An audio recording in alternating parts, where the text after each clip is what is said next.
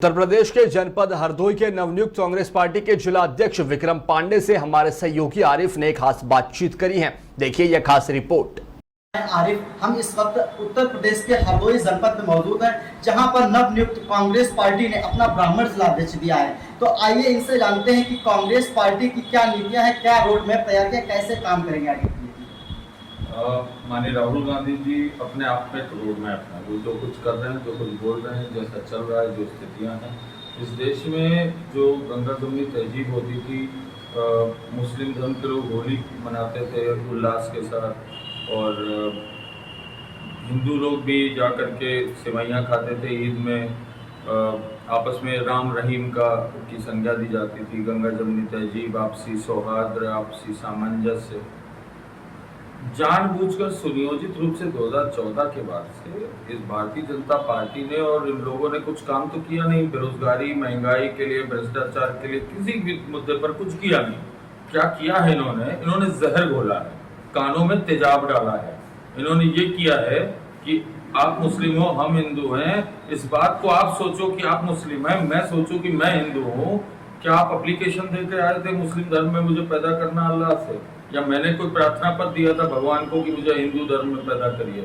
यदि हम अस्पताल में बदल गए होते तो हो सकता है मेरा पालन पोषण मुस्लिम कम्युनिटी के लोगों ने किया होता और आप हमारे घर के पूजा पाठ और संस्कारों में बंधे होते। व्यक्ति, मनुष्य एक जैसे पैदा होते हैं।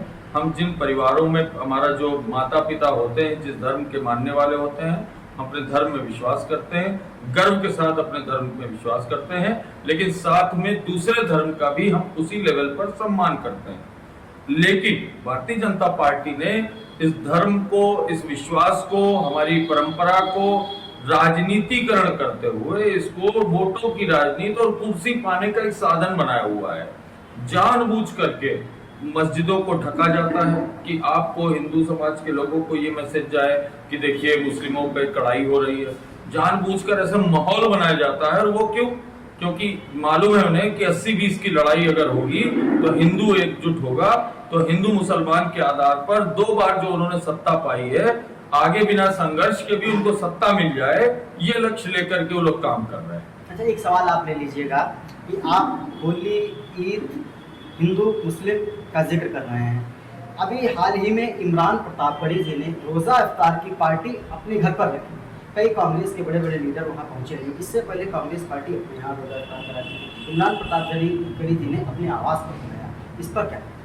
उत्तर प्रदेश कांग्रेस में प्रांगण में धर्मगुरु, शिया धर्मगुरु, सुन्नी धर्मगुरु, सभी के बीच में हमारे राष्ट्रीय महामंत्री प्रभारी श्री अविनाश पांडे जी, उत्तर प्रदेश कमेटी के सांसद सम्मानित किशोरी लाल शर्मा जी, सम्मानित पीएल पुनिया जी, हमारी आराधना मिश्रा मोना जी जो सीएलपी लीडर हैं, उत्तर प्रदेश कांग्रेस के यशस्वी अध्यक्ष श्री अजय राय जी जो स्वयं नरेंद्र मोदी जी के खिलाफ वाराणसी से लोकसभा चुनाव लड़ते हैं, और जिस डट के ताकत के साथ उन्होंने चुनाव लड़ा, अपने आप पे वो हमारे जैसे बहुत सारे हजारों कार्यकर्ताओं, लाखों कार्यकर्ताओं के लिए प्रेरणा की बात है।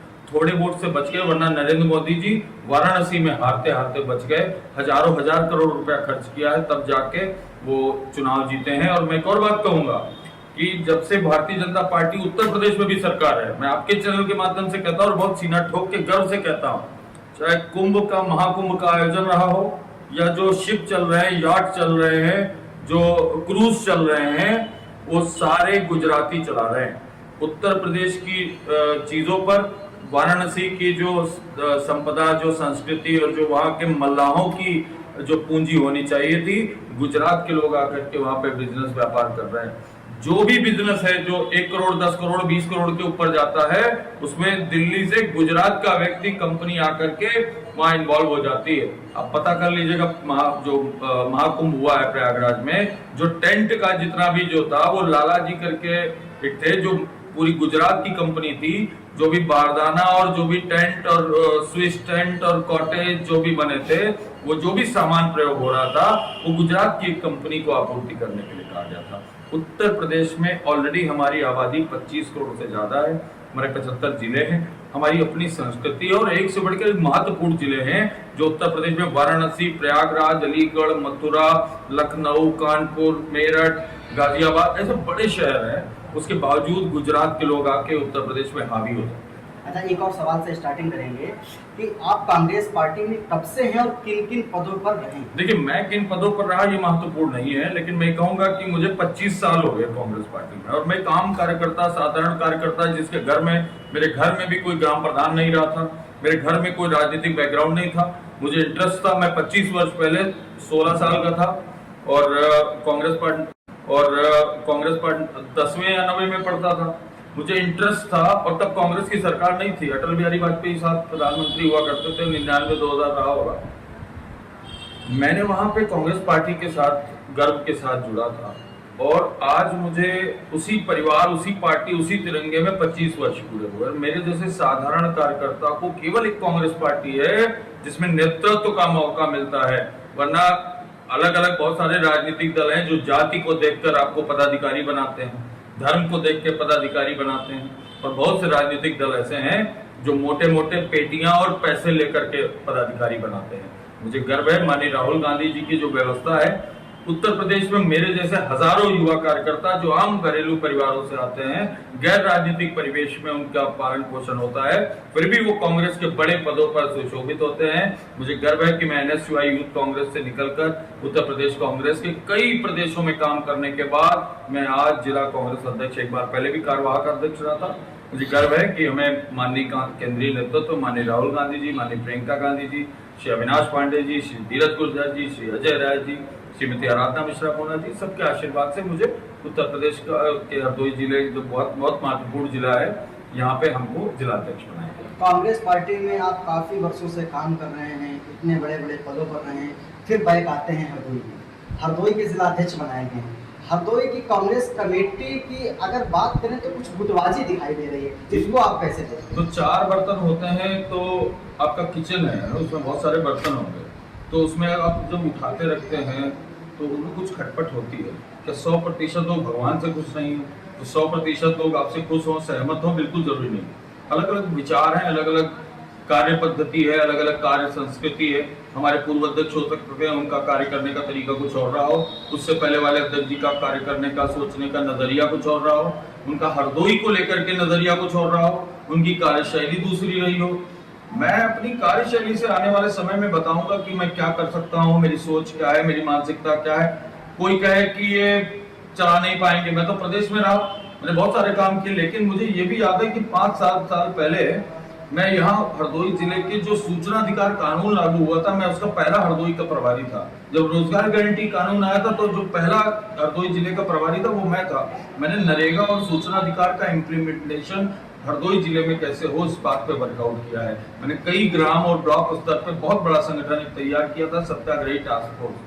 उसके बाद कांग्रेस पार्टी में कई प्रदेशों की जिम्मेदारी रही, झारखंड प्रभारी रहा, मध्य प्रदेश प्रभारी रहा, छत्तीसगढ़ प्रभारी रहा, मुझे कश्मीर का प्रभारी रहा।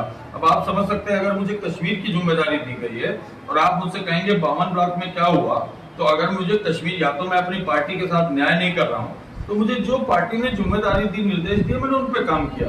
तो मैं अभी, मुझे पार्टी ने निर्देश दिया है हरदोई जिला चलाने का, मैं आज की बात नहीं करता हूँ, पहले क्या हुआ मुझे पता नहीं, लेकिन मेरी कार्यशैली से मैं अगले 1 महीने, 2 महीने, 3 महीने, मैं एक बात बता देता हूँ, भारतीय जनता पार्टी के डबल इंजन की सरकार, 3-4 इंजन की सरकार है। केंद्र में सरकार उनकी, उत्तर प्रदेश सरकार उनकी, सारे सांसद उनके, विधायक उनके, जिला अध्यक्ष उनका, जिला पंचायत अध्यक्ष उनका, ब्लॉक प्रमुख उनका, नगर पालिका उनकी, नगर पंचायत उनकी, सभासद उनका। उसके बावजूद क्या पूरे उत्तर प्रदेश के हरदोई जिले में राम राज्य है? क्या आम आदमी की कोई दिक्कत समस्या नहीं है? क्या भ्रष्टाचार, चोरी, भय, भूख, भ्रष्टाचार, बेरोजगारी समस्या नहीं है?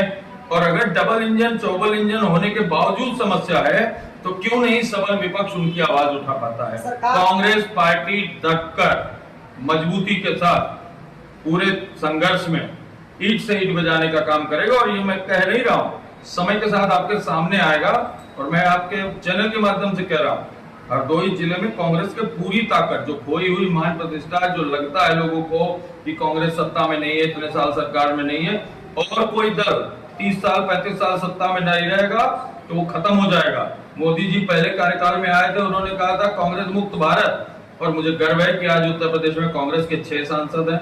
मुझे गर्व है कि आने वाले समय के लिए लोग माननीय राहुल गांधी जी को देश का प्रधानमंत्री देखना चाहते हैं। मुझे गर्व है उत्तर प्रदेश में लगातार लोग इंडिया गठबंधन की ताकत बनकर तैयार है। मुझे गर्व है कि हम आने वाले समय के 2027 के लिए हम अभी से कमर कस रहे हैं और हम गांव-गांव, ब्लॉक-ब्लॉक, तहसील, नगर-नगर में जाके ऐसे लोगों को चिन्हित करेंगे, ऐसे लोगों को आइडेंटिफाई, शॉर्टलिस्ट करेंगे जो माननीय राहुल गांधी जी के संकल्प को पूरा करना चाहते हैं, माननीय राहुल गांधी जी के संघर्षों में, चुनौतियों में उनका कंधे से कंधा मिलाकर संघर्ष करना चाहते हैं। आप सरकार को घेर रहे हैं, सरकार पर आरोप लगा रहे हैं, लगातार 3-4 दिन से हरदोई में आपके कार्यक्रम चल रहा है। स्वामी विवेकानंद में अलग अलग मंत्री आते हैं, प्रेस कॉन्फ्रेंस करते हैं, क्योंकि सरकार की उपलब्धियां बड़ी बड़ी उपलब्धियां गिना रहे हैं। योगी जी भी कहने तो मैं ये कह रहा हूँ हरदोई जिले में मुझे आप सरकारी आंकड़ा बताओ। मैं आपके माध्यम से कह रहा हूँ, आप जिलाधिकारी हरदोई से मिलिए, यहाँ के मंत्रियों से मिलिए और प्रभारी मंत्री से पूछिए कि पिछले 8 साल में जो बेमिसाल है उसमें कितने हरदोई के बेरोजगारों को रोजगार मिला है किसी भी तरीके का, कितने सरकारी पदों को सृजित पूरा किया गया, भरा गया, कितने लोगों के लिए क्या क्या उपाय हुए और ऐसे बेरोजगारी, भ्रष्टाचारी समस्याओं पर आज तक क्या कार्रवाई हुई। बहुत सारी ऐसी समस्याएं हैं जो हवाई भाषण और जुमलेबाजी और प्रेस कॉन्फ्रेंस तक सीमित है, लेकिन असल बात यह है, मैं तो आपसे कहता हूं, आपके यहाँ मंत्री, विधायक और सांसद जी कुछ और बयान देते हैं। हरदोई के भारतीय जनता पार्टी के कई बार के सांसद हैं, उनका वीडियो वायरल है। वो लोकल क्षेत्रीय यहाँ छत्रपों की बात करते हैं कि जो लोग ठेका उठाते हैं यहाँ की लोकसभा, विधानसभा जिताने हराने का, आपस में उनके यहाँ जो फूट है, उनके यहाँ जो समस्याएं हैं, उनके यहाँ जो चल रहा है, उसके विषय में आप लोग नहीं बोलते हैं। मैं बस ये कहना चाहता हूँ कि 8 साल बेमिसाल इस बात तब होते हैं जब 80,000 हरदोई के युवाओं को, यहाँ हरदोई जिले की आबादी 50 लाख से ज्यादा है, 19 ब्लॉक है, 8 विधानसभाएं हैं, 5 तहसीलें हैं। आप मुझे बताइए कि क्यों नहीं 80,000 लोगों को 8 साल में आपने रोजगार दिया है?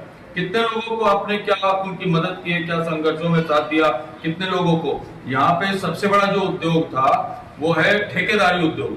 तो यहाँ के नेता नए लड़कों को ठेकेदारी में 2, 4, 10,000, 20,000 मेटगिरी करवाकर उनका जीवन बर्बाद करने का काम करते हैं। मैं आपके माध्यम से कहता हूँ, यहाँ बहुत सारी फैक्ट्रियां हैं, उनको एक मानक होना चाहिए कि 50% लोगों का रिक्रूटमेंट उन सभी, चाहे शुगर मिल हो, चाहे संडीला में इंडस्ट्रियल एरिया है, चाहे बर्गर की फैक्ट्री है, चाहे पेप्सी की फैक्ट्री हो या उनका मैन्युफैक्चरिंग प्लांट हो, हरदोई जिले के 50% लोगों को उसमें रोजगार देना चाहिए।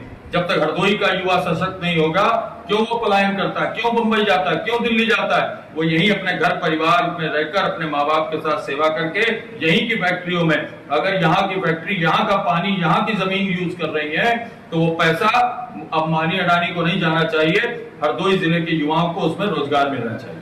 अच्छा, आखिरी सवाल से बात को खत्म करेंगे। 2024 का विधानसभा का चुनाव आ रहा है, 27 का चुनाव आ रहा है। कांग्रेस पार्टी उत्तर प्रदेश में काफी पीछे दिखाई दे रही है, क्या तैयारी करेंगे हरदोई की 8 सीटों पर, कैसे आप? तो जो लोकसभा चुनाव भी बीता है, जो पिछला 2024 में, मुझे लगता है और ज्यादा लोग बुरा बोल रहे थे, खराब बोल रहे थे कि क्या करेंगे, भाजपा बहुत मजबूत है, डबल इंजन की सरकार है, केंद्र में क्या करेगी कांग्रेस। 6 सांसद आए ना, मुझे गर्व है। 17 सीटों पे कांग्रेस चुनाव लड़ी थी और 2-3 सीटें ऐसी थी, आप समझ लीजिए कि हमारे प्रत्याशी थे सदर प्रसाद जी, हमारे से प्रत्याशी थे आगरा से, फतेहपुर सीकरी से श्री रामनाथ सिकरवार जी, और कुछ ऐसे प्रत्याशी थे बहुत क्लोज फाइट से आ रहे, वरना हमारे 10 सांसद हो गए। मैं आपसे कहना चाहता हूँ, पूरी ताकत ऊर्जा के साथ लोग माननीय राहुल गांधी जी को बहुत विश्वास की नजर से देख रहे हैं। हमारे जैसे हजारों हजार कार्यकर्ता अपना घर परिवार संसार सब छोड़कर आधी रोटी खाएंगे, लेकिन कांग्रेस वापस लाएंगे। कांग्रेस का समय खराब था, निकल गया। मेरे जैसे हजारों युवा माननीय राहुल गांधी जी को अपना आदर्श मान के अपने जीवन में आगे बढ़ा रहे हैं। हम लोग पूरी ताकत ऊर्जा के साथ काम करना चाहते हैं। हम चाहते हैं कोई भी ऐसा आदमी जो समय के साथ अपने आप को नेतृत्व में देना चाहता है, लीडर समझता है, जो विपक्ष में रहकर लोगों की आवाज उठाता है, उनकी समस्याओं चुनौतियों में उनके आंसू पोंछने का काम करता है, आने वाले समय में जनता भी उसको चुनती है और उसके साथ कंधे से कंधा मिलाकर संघर्ष करती है। आज राहुल गांधी जी संघर्ष कर रहे हैं और जो लोग आज ये सत्ता में बैठ के तानाशाही करते हैं, तुगलकी फरमान, नोटबंदी या जो छोटे छोटे से लेकर बड़े बड़े ऐसे फैसले करते हैं जिससे आम आदमी का जीवन प्रभावित होता है, आने वाले समय में ये लोग भी प्रताड़ित होंगे। और सीबीआई, ईडी, जो भारतीय जनता पार्टी के ये युवा मोर्चा है, महिला मोर्चा है, वैसे ईडी और सीबीआई को उनको अपना प्रकोष्ठ और विभाग बना देना चाहिए।